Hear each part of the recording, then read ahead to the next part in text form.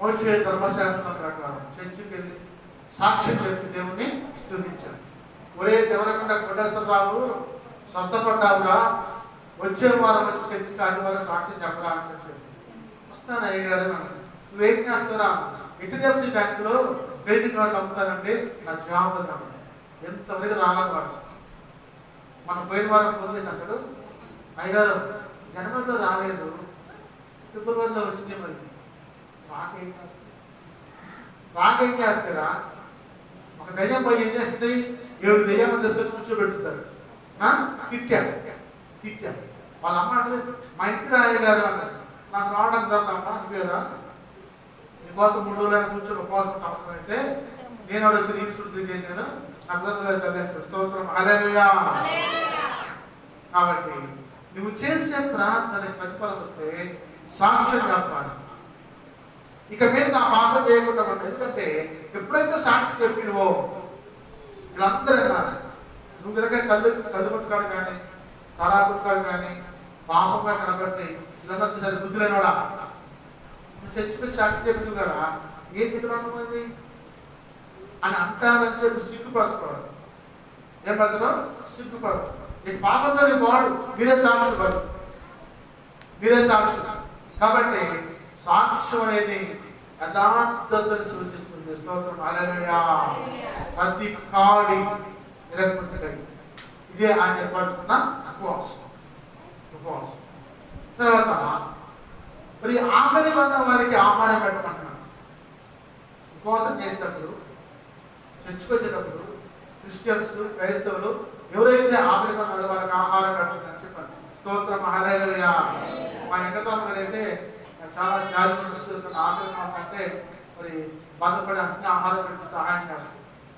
కాబట్టి క్రైస్తవ ప్రేమ ఆమెలో నిండి ఉంటుంది.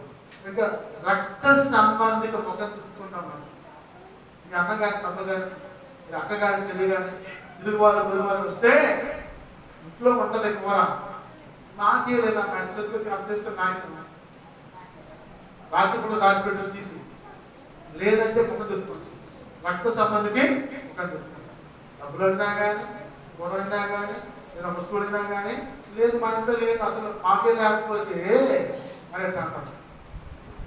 ఒక నీకే సుభాషితుడు ఆలకించు. నీలో యథార్థత లేదు, తప్పులు ఒప్పుకోవాలి, కప్పించుకోకూడదు. మళ్ళీ అన్నాడు, దిక్కుమాలిన పేదలను చేర్చుకో. దిక్కుమాలిన పేదలను నీ ఎంట చేర్చుకో. దిక్కుమాలను వచ్చి అమ్మ ఇవ్వడుకుంటావు అమ్మ, కాస్త ఆశ్రయం ఏంటంటే కాస్త అన్నం పెట్టి మంచిగా ఇచ్చి కాస్త పడుకోబెట్టి పొద్దునే అనుకుంటా. ఇది పూర్వ రోజుల్లో ఆ యొక్క వ్యవహారం లేదు, ఇప్పుడు లేదు. కానీ బైకులు వచ్చినాయి, కార్లు వచ్చినాయి, బస్సులు వచ్చినాయి, ఆటోలు వచ్చినాయి, వాహనాలు వచ్చేసినాయి, చుట్టాలు వచ్చిన ఒకలా వెంటనే వెళ్ళిపోతున్నాడు.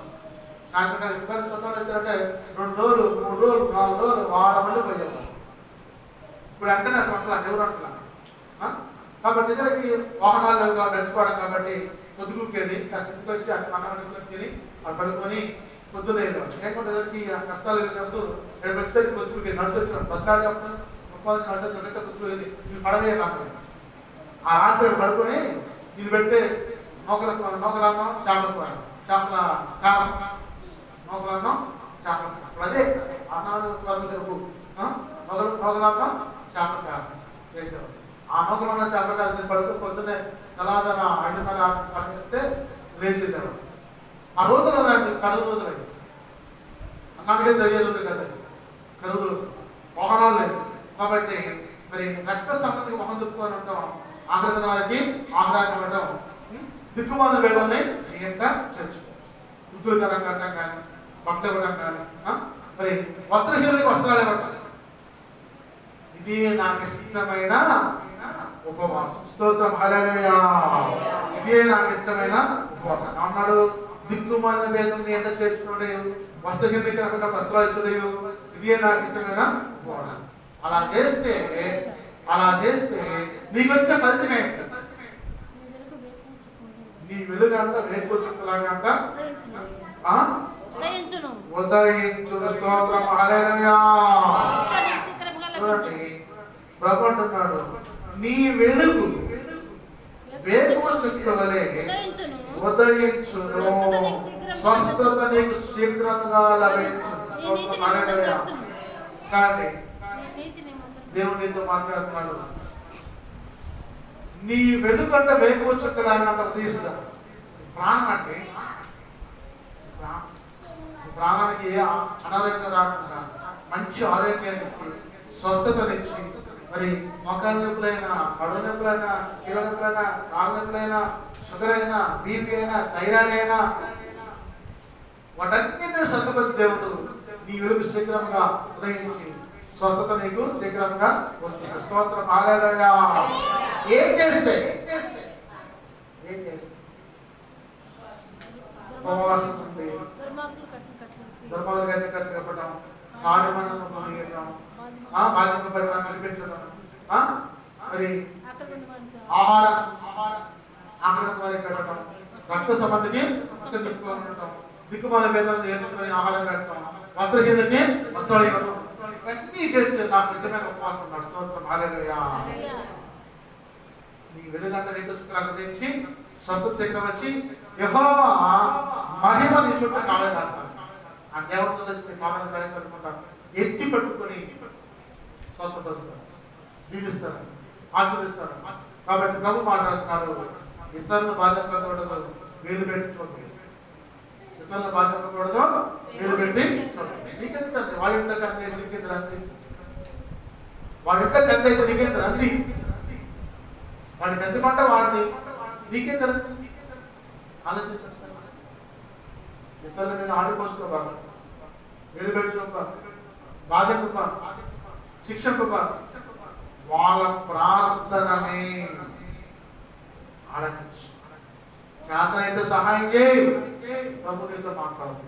చూడండి, మరి నీతో యేసుతో మాట్లాడంటే చెడ్డ మాటలు దేవుని మాట మాట్లాడుకో.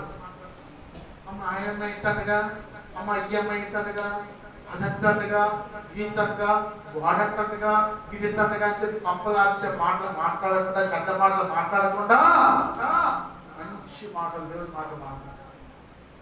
నీ ప్రవర్తన ద్వారా, మాటల ద్వారా ఇతరులను ఆకర్షణ చేసి మందిరానికి నడిపించు.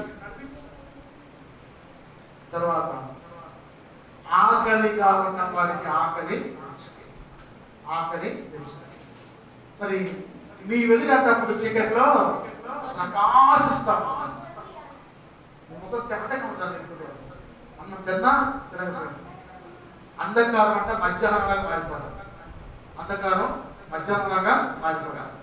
శ్రమకాలం వచ్చినప్పుడు నీకు పంట నీరు కట్టిన తోట వల్ల పంటలు పెడతా ఉంటారు. స్తోత్రం. హల్లెలూయా. అందరూ పంటలు పోయినాక నీ పంట పెడతాను. శ్రమకాలం వచ్చిన క్షామకాలం వచ్చినప్పుడు నీ పంటలంతా పండుతా ఉంటాయి. కాబట్టి దేవుడు నీతో మాట్లాడుతున్నాడు. నీ పంటలు నీరు కట్టిన తోట వలె పూర్వకాలమందు పాడైన స్థలాలను మీరు కడతారు. పూర్వకాలమందు పాడైన స్థలం అంటే ఈ స్థలం పూర్వకాల స్థలమే. పాడైన స్థలమే ఇది. మనం తిరిగి కట్టడం కోసం ప్రార్థన చేయాలి. మీ ప్రోమల సిద్ధపరుస్తారేమో, మీ ప్రార్థన ఆలకిస్తారేమో, మీ ఉపవాస ప్రార్థన అనేది మీ పూర్ణ హృదయంతో, మీ పూర్ణ ఆత్మతో, మీ పూర్ణ శక్తితో, మీ పూర్ణ బలంతో చేస్తే నేను అలాగే సమాధానం ఇచ్చే విశ్రాంతి దినాన్ని ఆచరించాలి. సండే చర్చికి రావాలి, విశ్రాంతి దినాన్ని ఆచరించాలి, ప్రతిష్ఠించుకోవాలి. చర్చి మానేసి ఇంట్లో కూర్చొని నాకు ఏం బాగుంది అవును ప్రార్థన అక్కడ ఎన్నాళ్ళంటాం కూర్చొని వ్యాపారం తాగడం, ఆరోగ్యం ఉండదు. చర్చికి వస్తేనే వ్యాపారం తాగుతుంది, ఆరోగ్యం ఉంటుంది, ఐశ్వర్యం ఉంటుంది, నెమ్మది ఉంటుంది, సమాధానం ఉంటుంది, సంతోషం ఉంటుంది. మరి చర్చి మానేసి కూర్చొని దేవుగా కూర్చొని చూస్తే ముఖాన్ని కాంతి లేదు, కలలేదు, ముఖం ప్రకాశించదు. విశ్రాంతి దినాన్ని ప్రతి దినంగా ఆచరించి మనోహరంగా ఉంటారు. వార్తలు చెప్పుకోకూడదు, ముసలు చెప్పుకోకూడదు, మాట్లాడుకోకూడదు. దేవునితో మాట్లాడతాడు. యెహోవా యందు ఆనందించు. చర్చికొచ్చి ప్రభుత్వంతో ఆనందించు. ఆదివారం దేశము యొక్క ఉన్నత స్థలాల మీద నీకు ఎక్కించి దేవుడిని ఆశీర్వదిస్తాడు. స్తోత్రం. హల్లెలూయా. వ్యాధిలో ఉన్నావా, బాధలో ఉన్నావా, ఇరుకులో ఉన్నావా, ఇబ్బందుల్లో ఉన్నావా, అనారోగ్యంలో ఉన్నావా, అప్పుల్లో ఉన్నావా, శ్రమలో ఉన్నావా, లోతైన ఇరుకుల్లో ఇబ్బందులు కొట్లాడుతున్నావా, దేవునితో తిరిగి ప్రార్థన చేసుకుని ఉపవాసం పాపాలు పశ్చాత్తాపడి పరిశుద్ధంగా ఉంటే దేవుని ఉపవాసం మనోహరంగా మార్చిన రాజ్యంలో ప్రవేశిస్తారు. దేవుని మాట దేవుని కాక అందరికీ వందనాలు.